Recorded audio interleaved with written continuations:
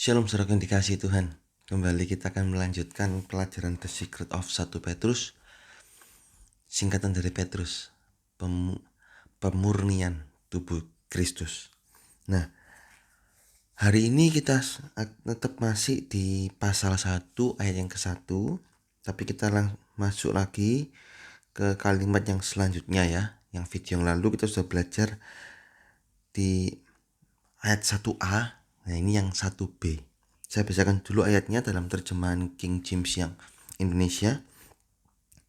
Dari Petrus, seorang Rasul Yesus Kristus, kepada musafir yang tersebar di Pontus, Galatia, Kapadokia, Asia, dan Bitinia. Nah, di sini kita melihat kalimat kedua ini tampaknya sederhana, saudaraku. Tetapi ini mengandung rahasia yang luar biasa besar, saudaraku ya. Jadi kita akan belajar di sini surat kepada musafir. Nah, ini. Jadi Petrus ini membuat surat itu ditujukan kepada musafir yang tersebar di Pontus, Galatia, Kapadokia, Asia, Bitinia. Semuanya ini daerah-daerah di Asia kecil. Nah, musafirnya apa? Kenapa kok mereka disebut musafir? Ini adalah seorang yang bepergian meninggalkan negerinya. Atau istilah sekarang mungkin disebut pengembara. Nah, bahasa Yunaninya parepidemos. 1 Petrus 2 ayat 11 itu juga disebutkan kata musafir. Disebut lebih jelas, saudaraku. Musafir ini ayat 11 ya. Saudara-saudaraku yang kekasih, saya meminta kepadamu sebagai orang-orang yang singgah dan perantau. Nah, ini musafir. Jauhkanlah dirimu dari nafsu-nafsu daging yang berperang melawan jiwa. Dijelaskan, seorang pendatang, seorang yang singgah, seorang yang perantau. Nah, para musafir ini orang-orang yang mengaku nama Yesus. Karena adanya aniaya, mereka tersebar di banyak kota dalam Asia kecil. Dan beberapa ini disebut dalam surat Petrus. Dan sebetulnya masih banyak lagi sebaran-sebaran para musafir ini. Orang-orang Kristen, orang beriman yang kena aniaya sehingga dia harus keluar mengembara. Rela. Kenapa rela? Karena demi mempertahankan iman kepada Tuhan Yesus. Nah, saat ini kita disuruh, apakah kamu rela memutuskan hubungan dengan pasanganmu yang tidak seiman? Oh enggak, saya sudah cinta. Kenapa sih enggak boleh berhubungan pacaran dengan tidak seiman? Loh, malah membantah. Enggak rela. Apakah kamu rela melepaskan pekerjaanmu ini? Karena pekerjaanmu saya lihat kok nganterin orang-orang, sopirin orang-orang ke pub, ke diskotik terus sampai malam. Oh enggak bisa. Kerjaan saya ini gajinya 10 juta. Kamu mau bayarin saya sopir loh 10 juta.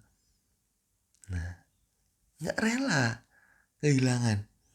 Tapi musafirin, dia rela. Dia kehilangan semuanya, rela demi mempertahankan iman kepada Tuhan Yesus. Zaman sekarang upaya kita dalam mempertahankan iman sangat jauh berbeda, saudaraku, dengan musafir ini. Seringkali orang beriman tidak sampai mencucurkan darah. Itu dikatakan dalam Ibrani 10 ayat yang keempat. Dalam perjuanganmu mempertahankan iman itu tidak sampai mencucurkan darah. Walaupun masih ada beberapa daerah yang mendapat kesempatan untuk mencucurkan darah. Mungkin di pedalaman-pedalaman Cina. Itu mereka sampai jadi siksa di komunis itu. Nah, tapi kan sebagian besar sudah tidak. Di Cina sendiri tidak, sebagian besar sudah tidak. Masih ada sedikit-sedikit. Di Indonesia juga masih ada sedikit-sedikit. Tapi tidak banyak. Nah, sebagian besar tidak sampai mencucurkan darah. Tapi justru banyak.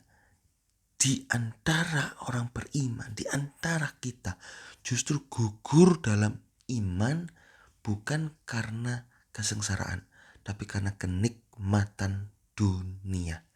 Ini menjadi peringatan kita, menjadi perenungan kita. Zaman kita memang tidak banyak aniaya, tapi justru banyak yang gugur karena kenikmatan dosa dunia. Zaman dahulu aniaya memang lebih banyak dalam bentuk fisik. Walaupun ya zaman sekarang masih ada juga.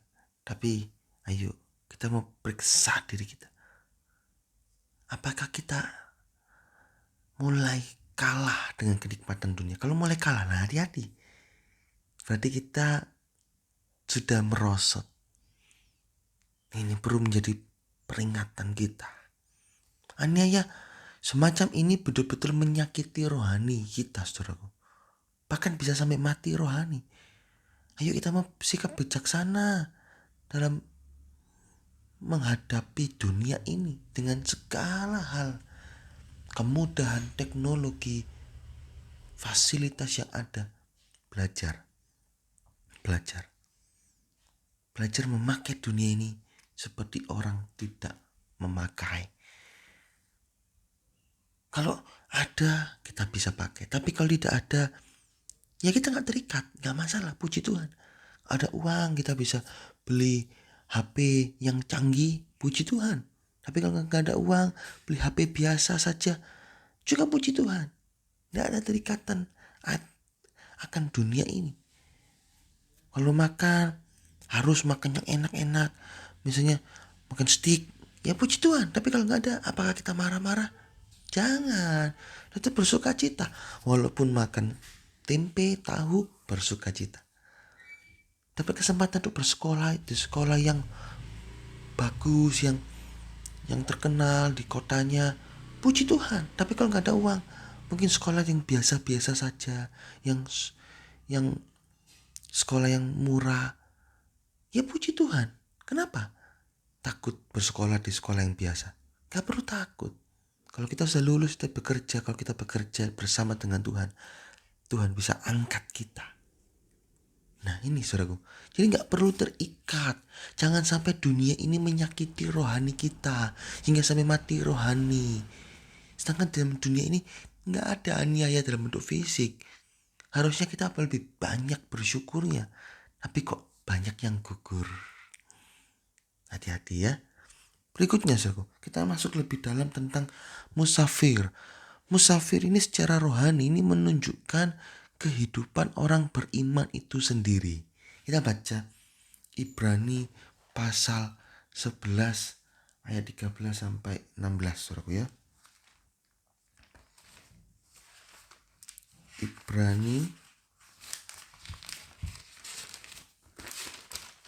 pasal 11 saudaraku, ayat 13 sampai 16.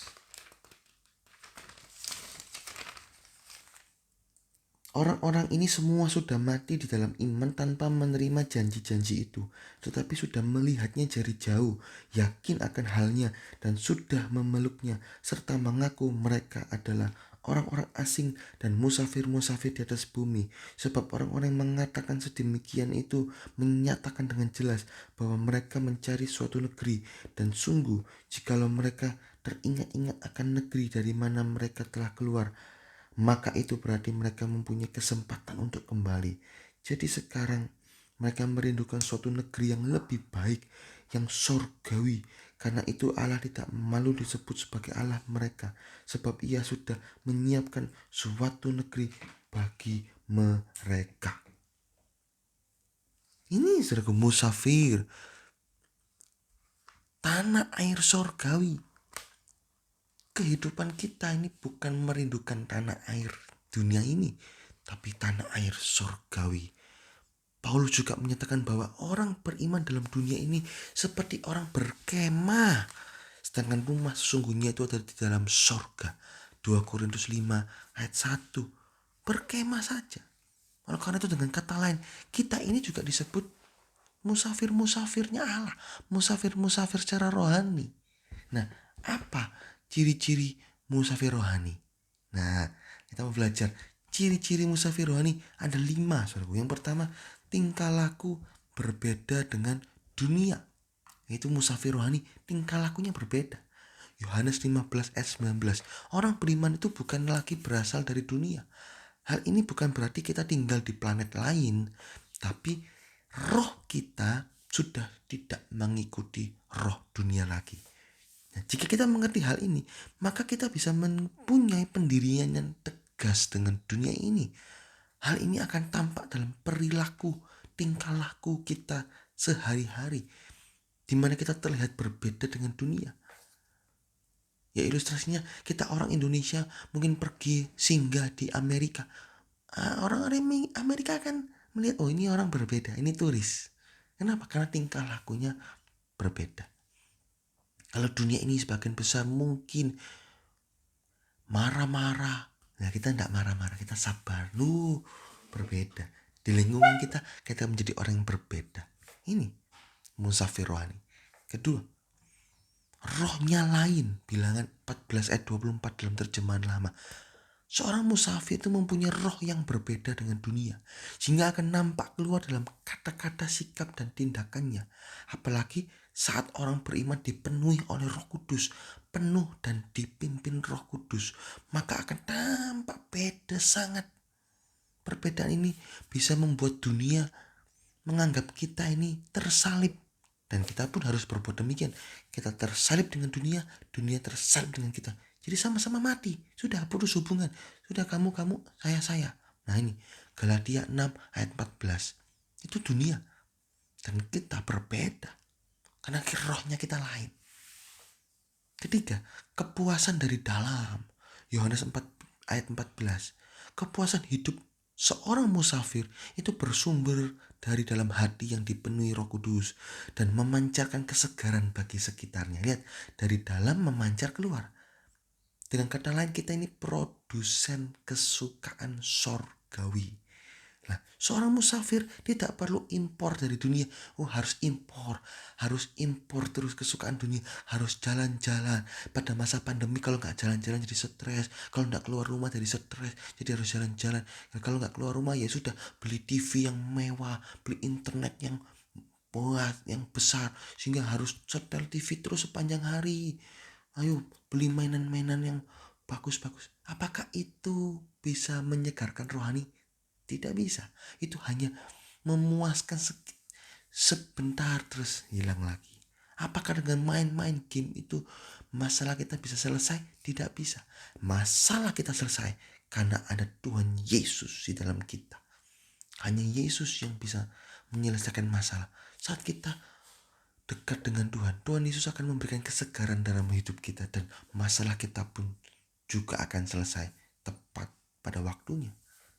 Kita harus tahu semua hal dalam dunia ini tidak bisa memuaskan kita. Hanya Yesus yang sanggup memuaskan kita. Ini musafir, keindahannya musafir. Dari dalam keluar, tidak perlu lagi impor. Walaupun di rumah saja, puji Tuhan, tetap bisa bersuka cita.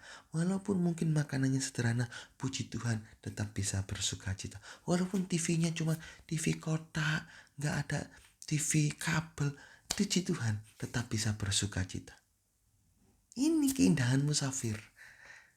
Musafir secara rohani. Keempat, bisa mengambil pilihan. Lukas 12 ayat 57. Bisa mengambil pilihan. Seorang musafir itu keputusan tegas untuk berkata tidak terhadap segala yang tidak sejalan dengan firman Tuhan. Dirinya tidak mau terikat dengan apapun dalam dunia ini. 1 Korintus 7 ayat 31, 1 Korintus 6 ayat 12. Semua hal dalam dunia ini hanya fasilitas, sedangkan tujuan hidup sesungguhnya adalah surga yang kekal. Ada boleh, nggak ada masalah. Tetap hati bersuka cita karena rohnya dari dalam memancar keluar. Tingkah lakunya kita berbeda, roh kita berbeda. Dan kelima, mempunyai tujuan hidup yang jelas. Filipi 1 ayat 21 sampai 22.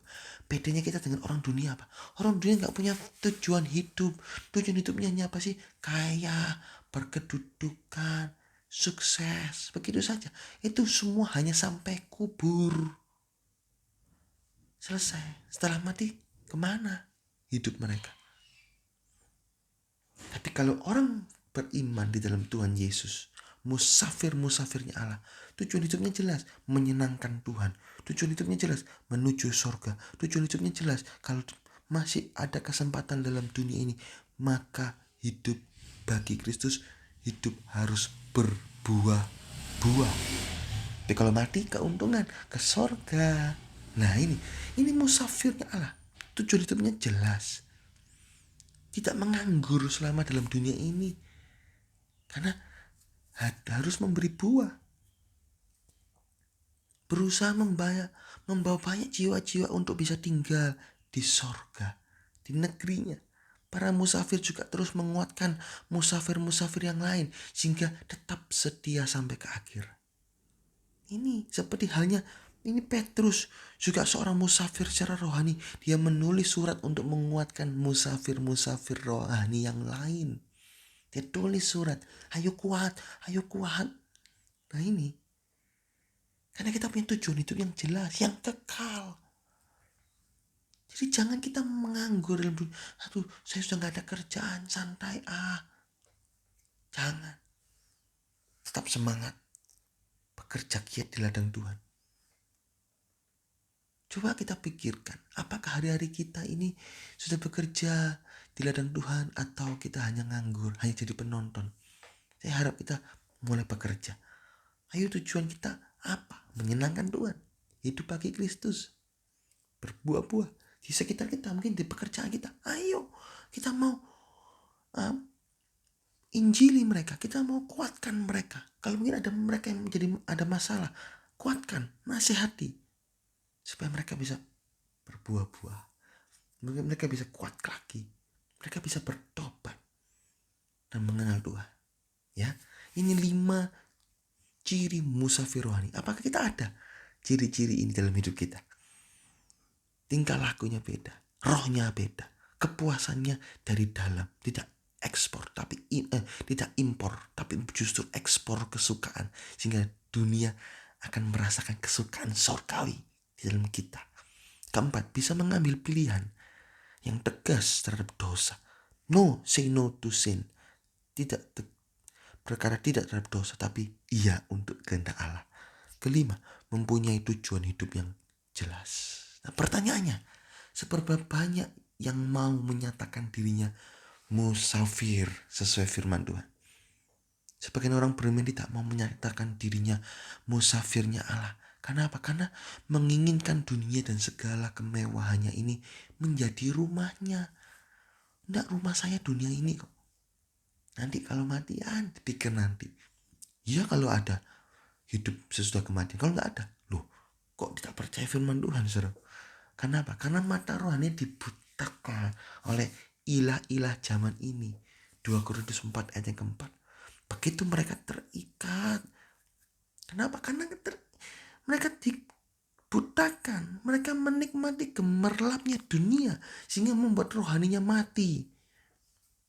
Akhirnya berawal dalam roh, berakhir dalam daging. Galatia 3:3. Ini begitu menyedihkan hati Tuhan yang sudah menyediakan jalan masuk surga melalui pengorbanan dirinya di kayu salib. Justru disia-siakan. Tuhan sudah menyediakan tempat di surga, tapi ditolak karena mereka lebih memilih dunia ini yang fana. Itu sangat sedih hati Tuhan. Oleh karena itu, sadari bahwa kita ini adalah musafirnya Allah. Kemudian ayo kita mau bertingkah laku seperti musafirnya Allah untuk kemuliaan Allah. Dan tujuan kita adalah surga yang kekal. Ini sedikit tentang pelajaran musafir, saudaraku. Saya harap kita semua menyadari jati diri kita musafirnya Allah. Sehingga kita mau maju bersama dengan Tuhan. Jangan mau dibodoh-bodohi dengan dunia, dengan gemerlapnya dunia ini. Jangan mau terikat dengan dunia ini. Tapi maju terus bersama dengan Tuhan. Berbuah-buah bagi kemuliaan nama Tuhan. Injili. Kuatkan yang lain.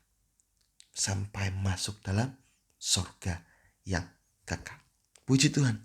Tuhan Yesus memberkati.